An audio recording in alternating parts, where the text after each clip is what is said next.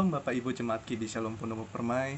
Jumpa lagi di dalam ibadah minggu YouTube GB Shalom Pondok Permai dengan saya Pastor Madi Frans Tambah. Hari ini kita akan membahas firman Tuhan dengan tema penantian di dalam iman. Saya ulangi lagi, dengan tema penantian di dalam iman. Mari kita buka firman Tuhan di dalam Lukas 18 ayat 7-8. Saya akan bacakan. Tidakkah Allah akan membenarkan orang-orang pilihannya yang siang malam berseru kepadanya? Dan adakah ia mengulur-ngulur waktu untuk sebelum menolong mereka? Aku berkata kepadamu, ia akan segera membenarkan mereka. Akan tetapi, jika anak manusia itu datang, adakah ia mendapati iman di bumi? Bapak Ibu, pada hari ini perikop Lukas 18 ayat 1-8 ini sebenarnya dibaca seharusnya ayat 1-8, tapi nggak apa-apa karena fokus kita di ayat 7-8, bagaimana di situ dikatakan bahwa adakah ia mengulur-ngulur waktu sebelum menolong mereka. Ya. Tapi sebelum kita masuk ke sana membahas ayat 7-8-nya, kita lihat dulu maksud dan tujuan awal mulanya cerita Lukas 18 ini.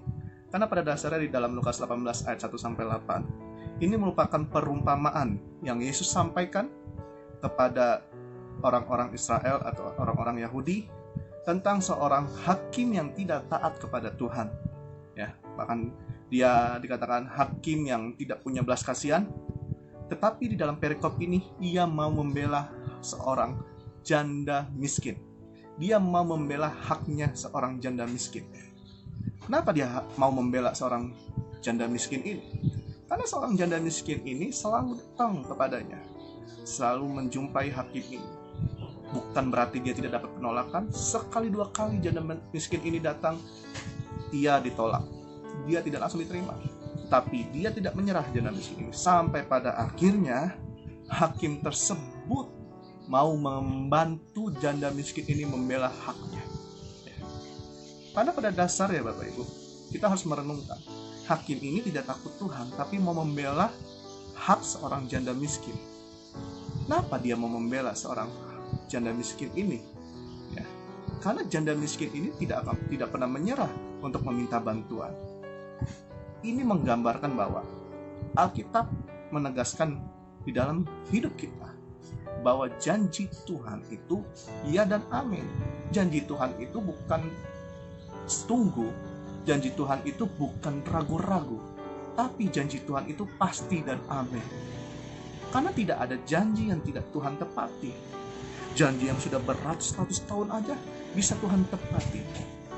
Janji kedatangan Mesias dimulai dari Nabi Yesaya. Tetapi di situ kita lihat prosesnya. Tuhan juga tepati di dalam perjanjian baru. Ratusan tahun orang pikir Mesias tidak datang, tapi Tuhan malah menempati janjinya kepada kita semua di dalam perantara penglihatannya Yesaya.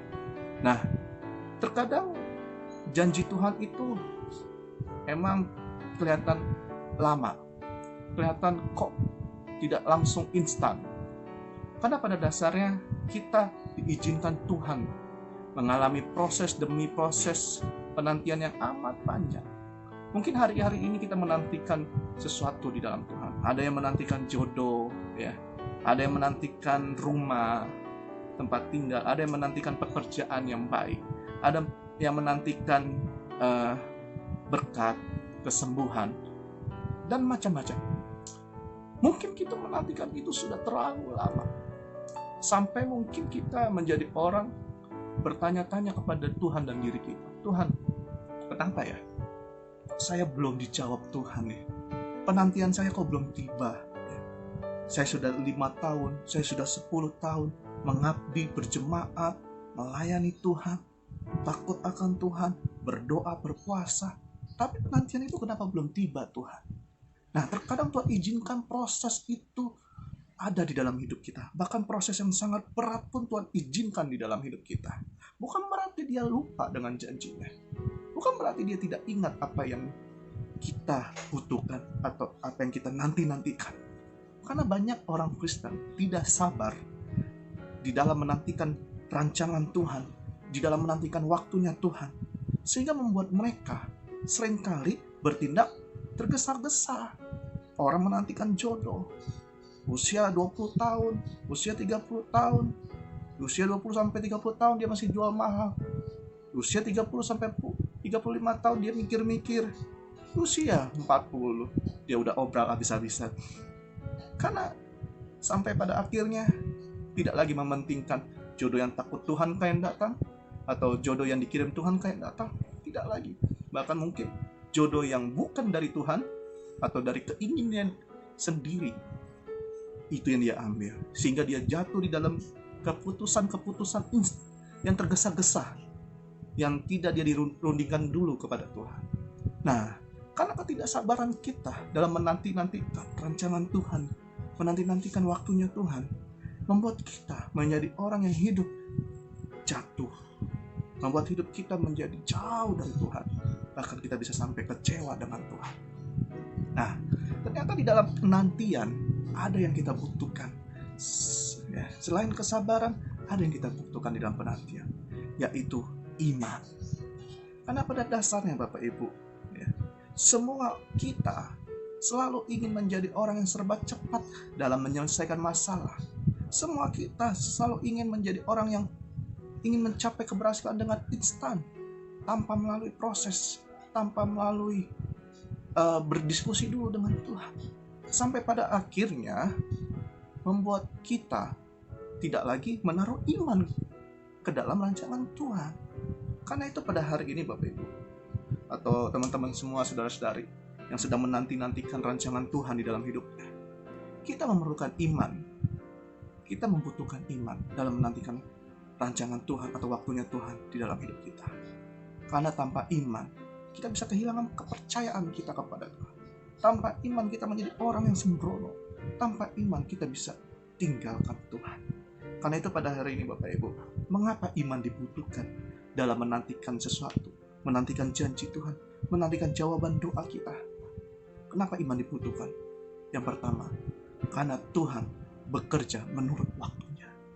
Karena Tuhan bekerja menurut waktunya dan bukan waktu kita. Kita baca di dalam Pengkhotbah 3 ayat 11. Ia atau Tuhan atau Yesus membuat segala sesuatu indah pada waktunya. Bahkan ia memberikan kekekalan dalam hati mereka, tetapi manusia tidak dapat menyelami pekerjaan yang dilakukan Allah dari awal sampai akhir. Ya, di dalam menantikan rancangan Tuhan, menantikan janji Tuhan, yang harus kita tahu di dalam hidup kita, Tuhan tidak pernah bekerja menurut kemauan kita. Tuhan tidak pernah bekerja menurut keinginan kita. Tuhan tidak pernah bekerja menurut waktunya kita. Tetapi Yesus bekerja atau Tuhan bekerja menurut waktunya. Terkadang kita kedengarannya, Tuhan egois sekali. Kenapa Tuhan bekerja menurut waktunya? Apakah dia tidak memikirkan perasaan kita? Apakah dia tidak memikirkan kerinduan kita? Kenapa? Seakan-akan Tuhan seperti egois. Karena pada dasarnya kalau kita lihat di dalam firman Tuhan Pengkhotbah 3 ayat 11 di sini dikatakan, ia membuat. Teman-teman tahu, ada kata membuat. Kalau ada kata membuat, berarti dia sedang bekerja. Ia membuat segala sesuatu indah pada waktunya. Berarti di dalam waktu hidup kita ada proses yang mendatangkan hidup kita mungkin menjadi terjatuh atau buruk. Nah, Tuhan tidak mau itu terjadi dalam hidup kita. Makanya dikatakan ia membuat. Ketika ia membuat, ia itu seperti bekerja, merencanakan sesuatu yang indah, kata Alkitab, yang indah. Jadi ketika Tuhan sedang merencanakan rancangannya, ia ingin nilainya itu sempurna. Tidak mau 6, tidak mau 8, bahkan 9 pun dia tidak mau. Dia harus sempurna. Rancangannya terjadi di dalam hidup anak-anaknya. Karena itu biarkan dia bekerja menurut waktunya. Jangan waktu kita. Kalau waktu kita akan kecewa. Karena pada dasarnya semuanya kita maunya instan. Tuhan 3 bulan lah Tuhan, Tuhan 6 bulan lah Tuhan, Tuhan 1 tahun lah. Bahkan Tuhan besok lah langsung dijawab.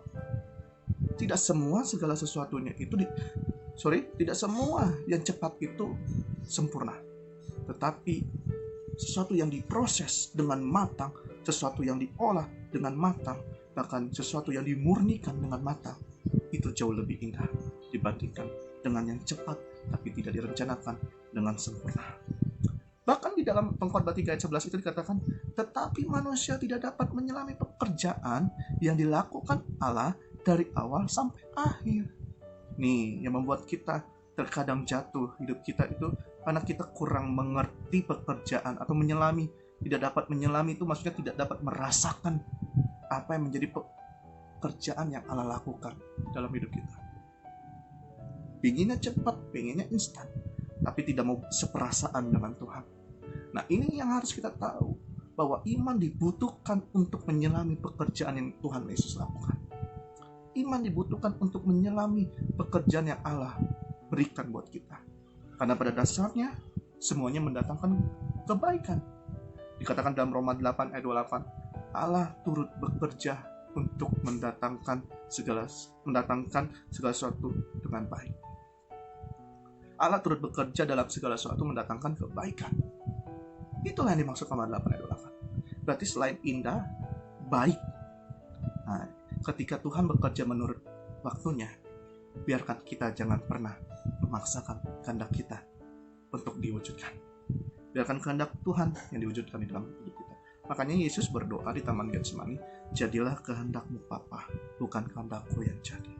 Karena itu pada hari ini, biarkan di dalam doa kita, di dalam kerinduan kita, di dalam penantian kita mau berkata, jadilah kehendakmu Tuhan, bukan kehendakku yang jadi.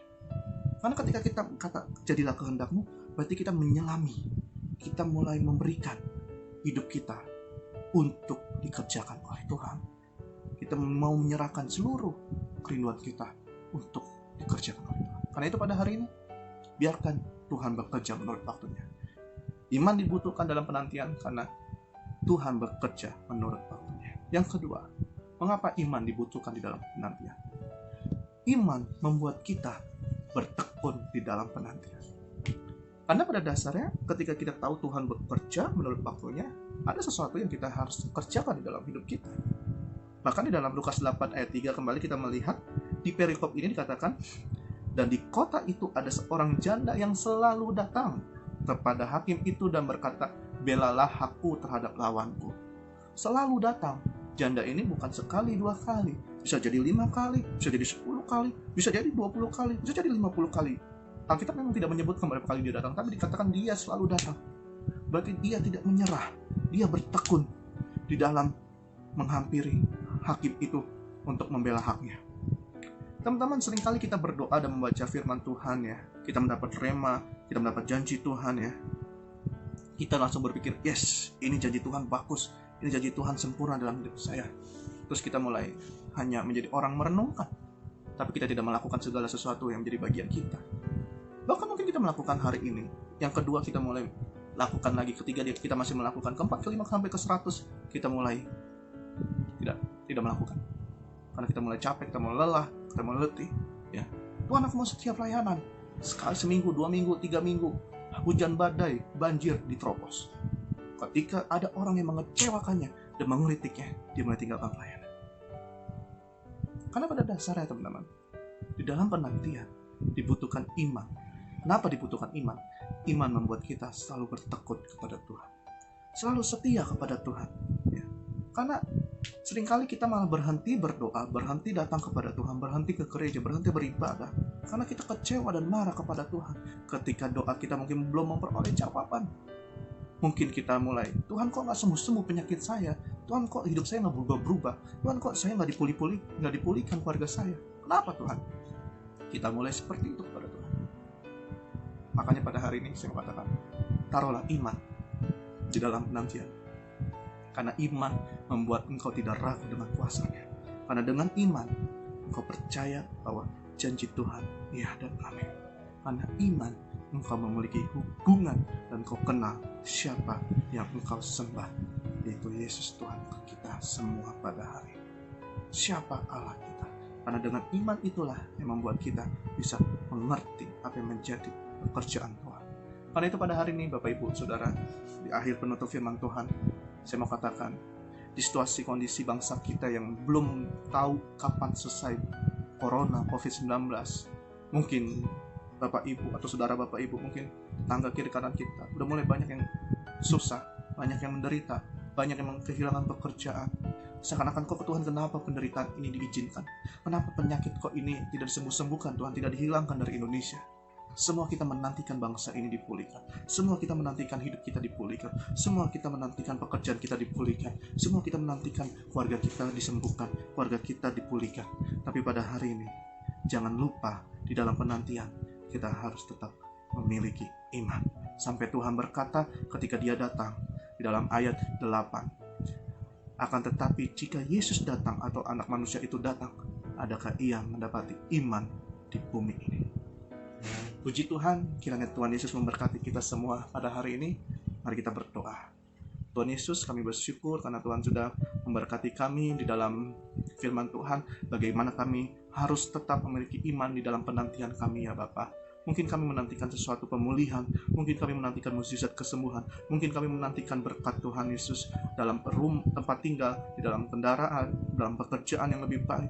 Mungkin kami menantikan itu ya Bapa. Tapi pada hari ini Tuhan Yesus, yang terlebih penting dalam penantian kami harus tetap beriman kepada Engkau Tuhan. Kami tidak mau goyah Tuhan apapun yang terjadi pada hidup kami ya Bapa. Kiranya Tuhan Yesus memberkati para jemaat-Mu pada hari ini. Tuhan, jemaat GB Shalom dan para pelayan dan hamba Tuhan, kiranya Tuhan mengurapi mereka, Tuhan memberkati mereka ya Bapa. Tuhan pulihkan, Tuhan sembuhkan penyakit jemaat-jemaat-Mu Tuhan di dalam nama Tuhan Yesus. Tuhan Yesus juga pulihkan semua bangsa kami Bapa. Tuhan Yesus juga pulihkan semua apa yang menjadi pergumulan hidup kami ya Bapa. Kiranya pada hari ini Kau juga memberkati usaha jemaat-Mu Tuhan, para donatur, para hamba-hamba Tuhan yang melayani, Tuhan memberkatinya. Dalam nama Tuhan Yesus ya Bapa, kami berdoa dan mengucap syukur. Haleluya. Amin. Bapak Ibu, pada hari ini kita akan memberikan persembahan. Untuk persembahan via transfer bisa lihat di nomor rekening gereja di layar ini. Ya.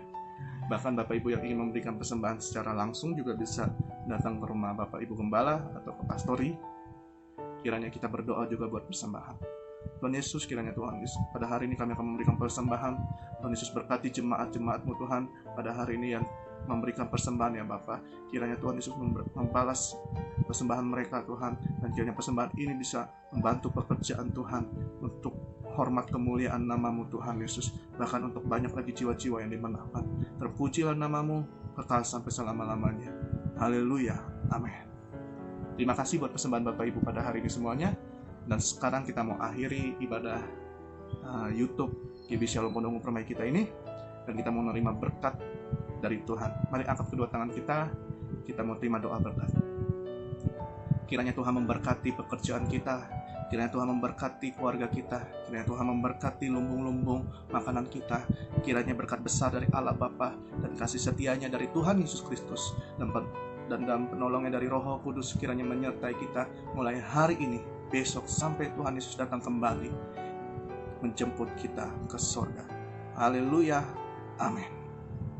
Terima kasih pada hari ini telah beribadah bersama-sama dengan saya di ibadah online YouTube GB Shalom. Sampai jumpa. Shalom.